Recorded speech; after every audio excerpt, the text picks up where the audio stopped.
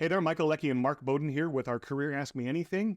This week or this month, it is our political spin, given the season on how politics, debate, and presence and political things impact and interact with also career leadership. So here's a great question that came in. How significant is a candidate's ability to think on their feet during debates in determining their potential as a leader? And I think the extension question for us then is how significant is a leader's ability to think on their feet during debates, conversation, dialogues, meetings, in determining their potential as a leader as well. Mark, what do you think? Thinking on your feet and your leadership potential, how would you address that? Yeah, so if running a country or running a business or organization, if in doing those we never expect anything unexpected to happen, then nobody needs a leader who can think on their feet. All we need is a leader who knows the playbook for the play that they know inevitably is going to happen and on what day and from whom. But life isn't it like that, is it? You know, we don't know what's going to happen next. I mean, we've got some predictions, but have you ever noticed sometimes in life and business and politics, sometimes something happens and you go, what? I didn't see that coming. Or I thought I did see that coming, but I didn't think it was going to happen today. Or I didn't think it was going to happen to them. So unexpected things happen. And so we need leadership that can deal with the unexpected. And so one of our ways of predicting, can our leaders deal with the unexpected, is to place them in a stress test. And one of the stress tests we place our potential, presidents and prime ministers in against each other is the debate scenario. It's the best stress test that we can think of. I mean, it's maybe not the top stress test, but it's a good approximation for, an hour and a half of the voter's life to go show up for this, and we'll give you the best approximation of how this person performs under some more extreme pressure. In the world of business and organizations, we tend to do the presentation, which is why you and I and everybody find it so stressful, and why, I have a job, which is to help people with that stress, with tools and techniques to deal with that stress test in order to show the audience, you know what? Look how I'm dealing with this stress, calm, assertive in this situation, being open, being honest with you, being transparent about it so you can see the stresses I'm under and I can show you just how I'm managing those.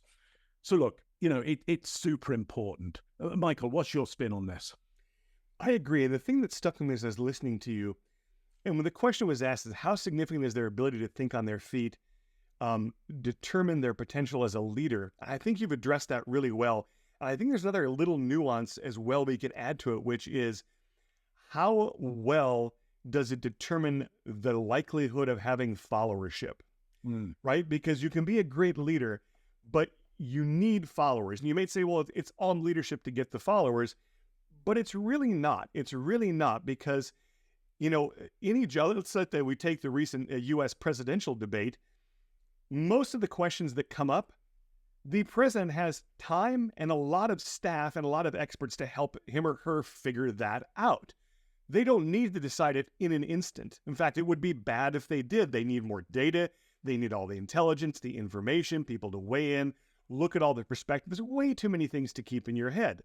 That said, people do want to see that they can think, that they have the ability to, as you said, perform under stress and come up with something that people say, that makes sense, or that was well thought out, or I see why they're going there, or that's really interesting. I don't even think they necessarily have to agree.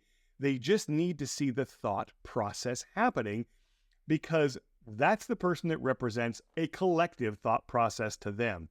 And so what's really interesting about it is I think that probably the debate performance has less impact on their potential to be a great leader, but more impact on their potential to gain followers and followership, which they're going to have if they want to stay in the job, especially if it's an elected position.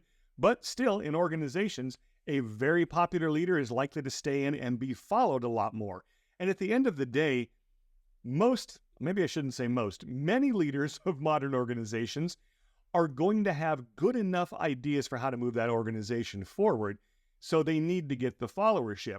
But the great ideas that aren't followed, we see that happen all the time. We have worked with clients who have phenomenal ideas, but are struggling to get the followership they need. So once again, this brings us back to a concept we discussed earlier, which is the level of performance and brand building that you have to do nowadays in a leadership role, especially as that leadership role gets bigger. You just can't overlook it anymore. It used to be that you could, but not today, not in the soundbite world, not in the world where people are getting their communication en masse in little tiny pieces and fragmented the way they want it.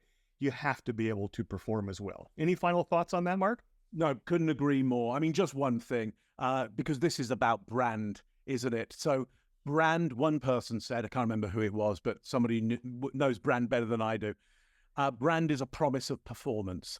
And so what you're doing with that brand moment of the debate and showing how you perform is saying, look, if you saw me perform under pressure like this, that's my promise as to how I'd perform in the future under pressure. And you're absolutely right, Michael. We would hope that any leader dealing with a complex situation would take time, would take advice, and might come to the decision just that little bit slower, so we can be assured they've taken in all the information, they've done the intelligence work, and they're making the right decision. But at the same time, there's our understanding of what life can be like, which is you got to make a decision now.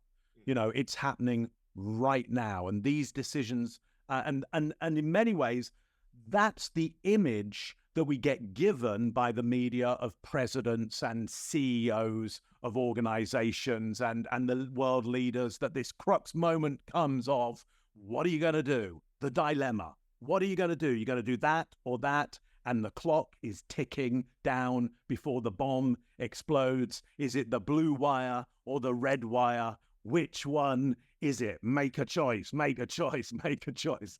And so, you know, we've got all of that happening around us. And so we kind of want a leader in every situation that we feel can make those good snap decisions, though we hope they never really come along. Look, if you've got a question for us, then you can put it in any of the comment areas around us right now, or just michaelleckie.com/ask.